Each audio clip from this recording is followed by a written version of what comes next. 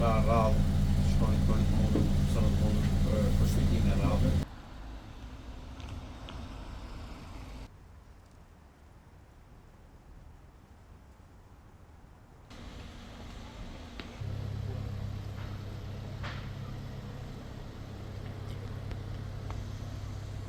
Parimi i policisë është etika dhe profesionalizëm.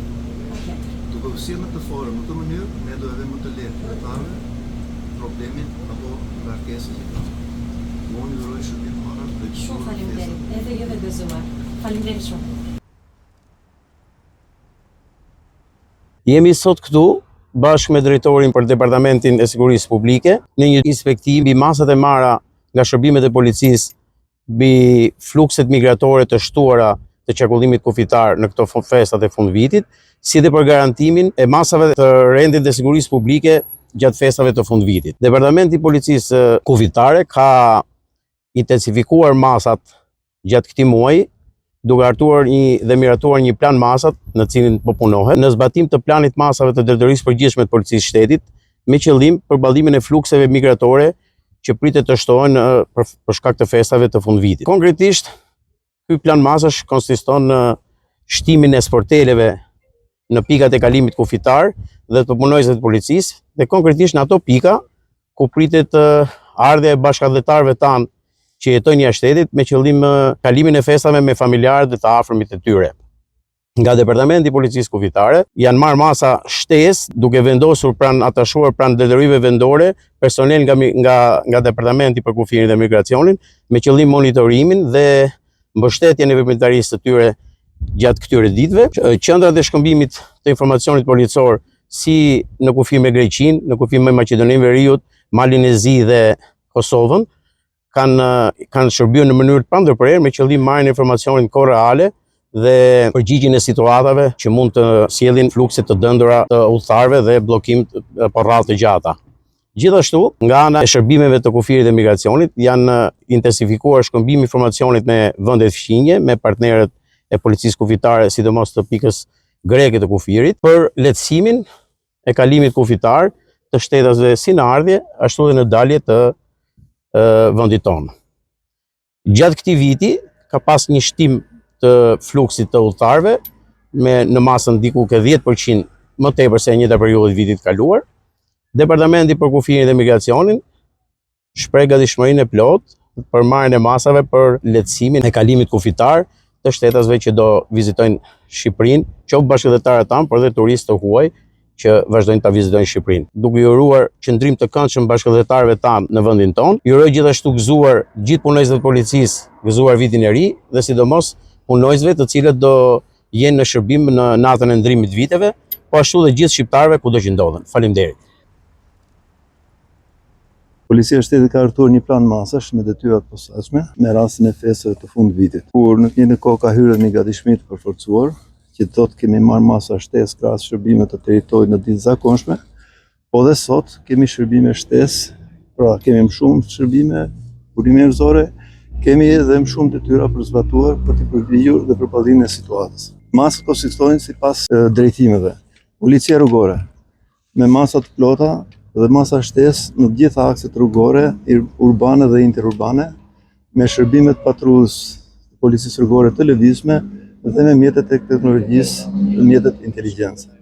Fokusi i këtyre shërbimeve do të jetë parandalimi i aksidenteve rrugore me pasoja në goditjen e shkeljeve të parashikuara në kodin rrugor si shpejtësitë të normat, ndaj përdoruesve të pijet alkolike, ndaj manovrat të gabuara, përdorimit të celularit dhe të tjerë.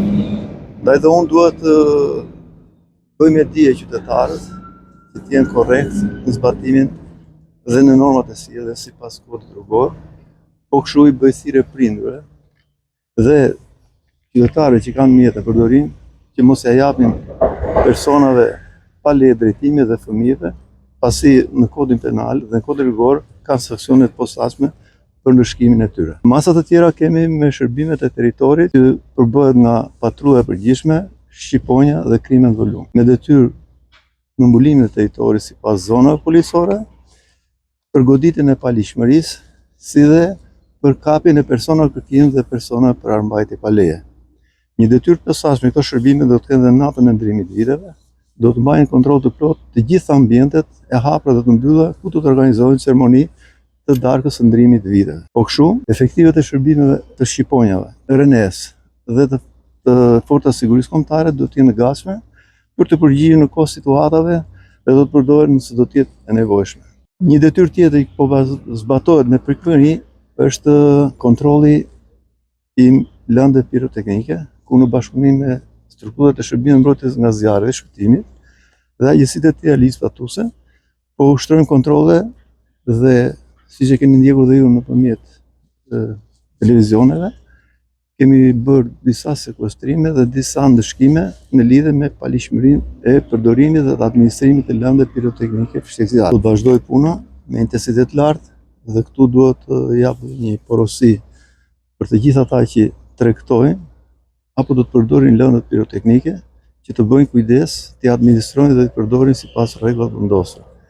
Të bëjnë kujdes, mos i lejojnë fëmijët të përdorin ato, sepse ata nuk janë në gjendje që të kujdesen dhe përdorimi në mënyrë të paligjshme tyre do të cënojë rënd jetën e qytetarëve. Duhet të bëjë edhe një thirrje në lidhje me qytetarët që janë të lutur që të telefonojnë 112 për çdo paligjshmëri që do të konstatojnë apo për çdo konflikt që mund të hasin apo të bien pranë tij.